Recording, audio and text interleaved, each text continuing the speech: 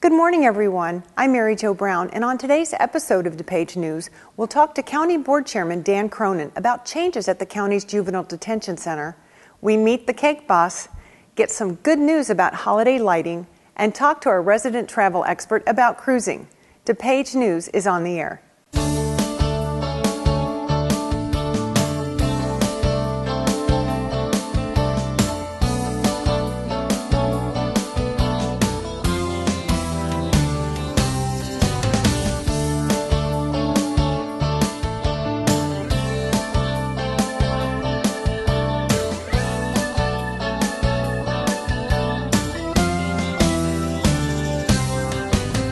Today's episode of DuPage News is brought to you by Lightkeeper Pro, the complete tool for fixing light sets and pre-lit trees. DuPage News is also brought to you in part by PS Travel, personalized planning by local travel professionals, and VidTech Audio Visual, global technologies.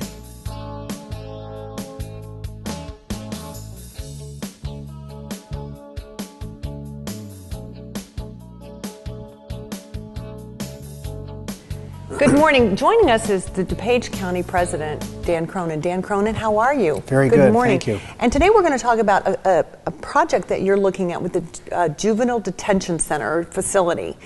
And the county is thinking out of the box on this one. And that's why I want to bring you in, so you can kind of help our viewers go through the thought process and how this is going to continue good service but save the taxpayers' dollars.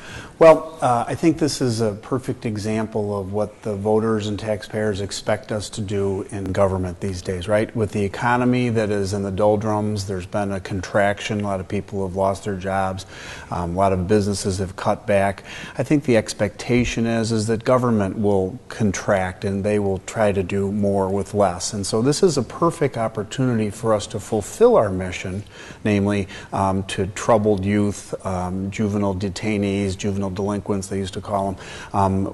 We can fulfill that very, very important mission, serving that very, very important community, but we can do it maybe just a little bit differently than the way it's been done in the past.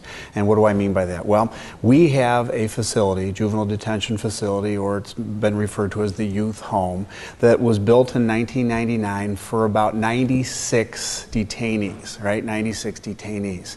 At any given time, there's far, far fewer than 96 detainees or juveniles in the facility. You know, sometimes as few as 9 or 10, sometimes 20 or 23, but it's really, really underutilized. That fact, combined with the fact that the state of Illinois is supposed to help fund this operation, the state of Illinois hasn't funded the operation for years. So we have this facility that's underutilized, right? And right down the road in Kane County, just a few miles down the road, they have a juvenile detention facility that was built for about 80. They have about 40 juvenile detainees in there. I thought, the Kane County president thought, that we could get together and figure out how to serve this important population by collaborating and consolidating our services. So we're fulfilling our mission and we're going to save the taxpayers millions of dollars. All right, now, so you're looking at a partnership. This isn't usually something that government bodies do. I mean, this is what businesses do, looking at forming partnerships. The benefit is that we'll save the taxpayers on average, what, about $1 million a year from this? Easily. $1 million. Not lose any of the service for the juveniles, right? Correct. In fact, Kane County has had a distinction. I mean, they've been recognized as providing a very high quality service. They've been in the business of providing this regional service for some time. Mm-hmm. Kane County is a regional facility. They provide these services to juveniles from McHenry, from Will County, I believe, and Lake County. So they're in the business of providing this detainment, if you will, for juveniles from neighboring counties. It's a regional facility.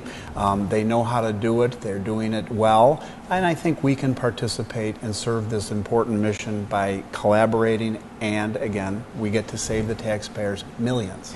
So Dan, will they mothball the current facility then?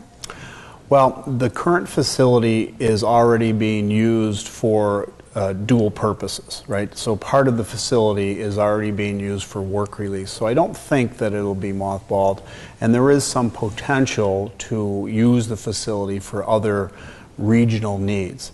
And just, if I may correct myself, the Kane County Regional Detention Facility serves Kendall, McHenry, and DeKalb counties. So they're already in the business, and I've been out there several times and have toured it, and it's a really high-quality program.